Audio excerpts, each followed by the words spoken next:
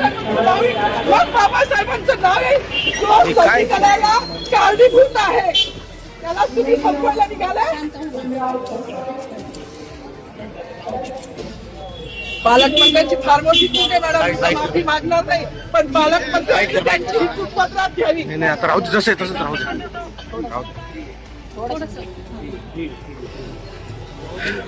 मला मीडियाशी घेणं नाही मॅडम, मला सस्पेंड केलं, मी मारूचे गाड्या उपसील, मी माती काम करीन, पण बाबासाहेबांची ओळख पुसून येणार नाही. मला सस्पेंड करायचं करू शकता मॅडम. बाबासाहेबाला संपवायचं काम करायचं नाही.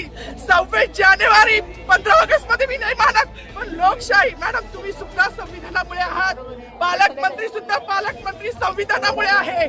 कोणताही जाती भेद नाही, सगळी समानता त्यांनी दिली आहे. आमच्या कानातुरात होते बाबासाहेबांचं नाव आता तरी भाषणात येईल, मग तरी भाषणात येईल. ज्या लोक संविधानाला लोकशाहीला कारणीभूत आहेत त्यांची नावं वारंवार घेतली गेली, पण जो संविधानाला कारणीभूत आहे तो प्रजासत्ताक दिनाचा जो मानकरी आहे त्याचं नाव भाषणात का नाही.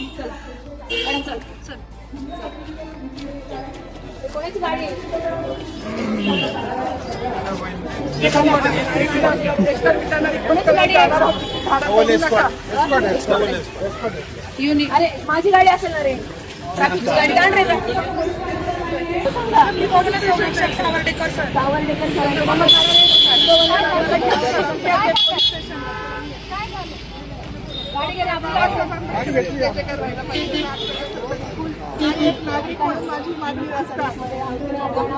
सांगितलं पाहिजे ना, सांगायला पाहिजे.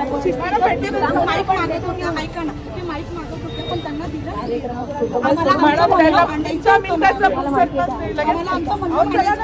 ऐका ना, आज खाकी वर्दी असेल किंवा आपण खाकी वर्दीवर मतदान करू शकतो, खाकी वर्दीवर मतदान करू शकतो.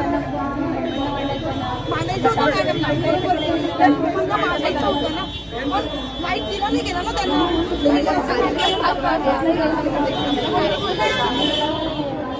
चला ना मॅडम, मी स्वतः येते मॅडम.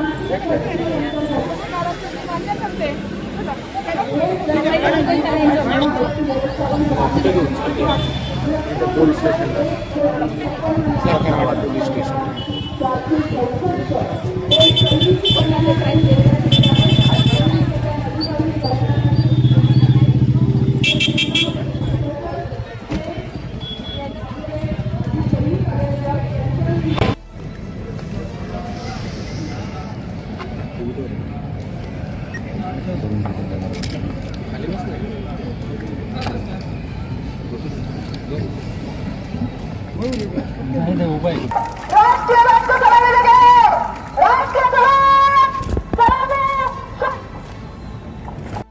तर त्या ठिकाणी गोंधळ घातला होता.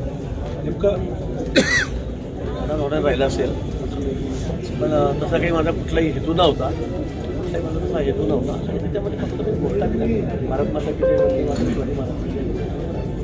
पण तसं काही असेल तर आम्हाला झालं असेल. माझा त्यामागे कुठे काही मुद्दाम नाव डावलण्याचा वगैरे हेतू नाही. आणि मला वाटतं प्रत्येक वेळेला आपण जेव्हा भाषण टाकून ते तपासून बघा, त्यावेळेला आमची होत नाही. त्यावेळेला काही वाटायचं निर्णय व्यक्त करू.